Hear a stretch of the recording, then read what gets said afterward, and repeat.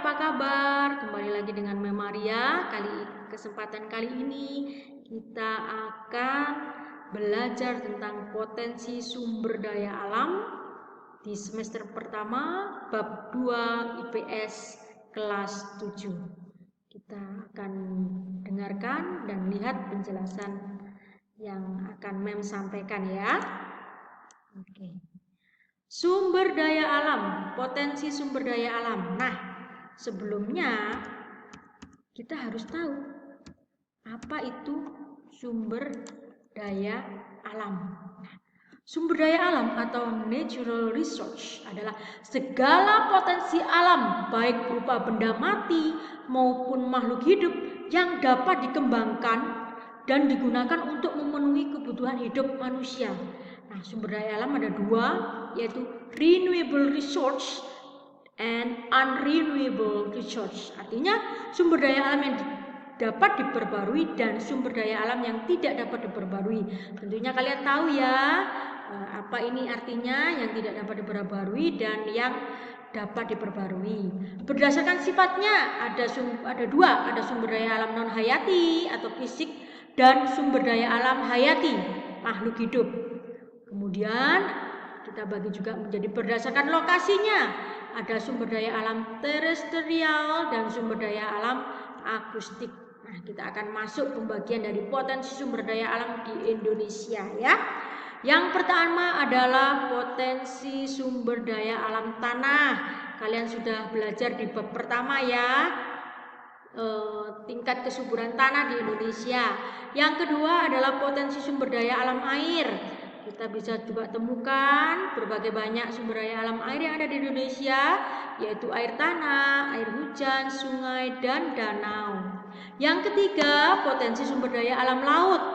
Nah, kita tahu bahwa Indonesia terkenal dengan perikanan laut, terumbu karang yang indah, padang lamun, dan rumput laut yang menyehatkan. Yang keempat adalah sumber daya alam udara. Yang kelima, potensi sumber daya alam hutan. Nah, ini bagi menjadi tiga. Yang pertama, hutan hujan tropis. Yang kedua, hutan muson atau musim. Yang ketiga, hutan mangrove. Ya. Yang keenam, potensi sumber daya alam pertambangan dibagi menjadi tiga, yaitu pertambangan biji atau logam, pertambangan yang menghasilkan energi, dan pertambangan mineral industri. Nah, kita masuk yang ke B. Kalau tadi potensi sumber daya alam yang di Indonesia, dan sekarang adalah persebarannya, yaitu persebaran sumber daya alam di darat dan laut Indonesia. Yang pertama, persebaran sumber daya alam tanah. Yang kedua, persebaran sumber daya alam air. Persebaran sumber daya alam air ini dibagi menjadi dua, yaitu persebaran sungai-sungai di Indonesia dan persebaran danau-danau di Indonesia.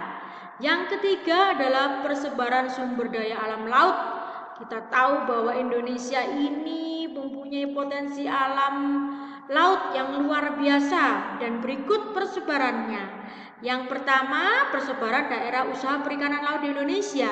Yang kedua, persebaran kawasan terumbu karang di Indonesia. Yang ketiga, persebaran kawasan padang lamun di Indonesia. Dan yang keempat, persebaran kawasan rumput laut di Indonesia. Nah, yang keempat untuk persebarannya yaitu persebaran sumber daya alam hutan. Yang kelima, yang terakhir adalah persebaran sumber daya alam pertambangan. Dibagi menjadi tiga bagian, yaitu A. Pertambangan biji atau logam.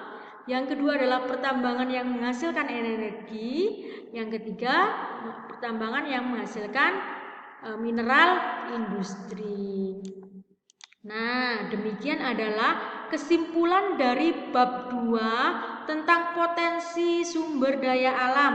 Mem harap kalian juga lebih memahami lagi dengan mencari sumber-sumber lain yang terpercaya, sehingga pengetahuan kalian akan semakin banyak. Terima kasih, Tuhan Yesus memberkati.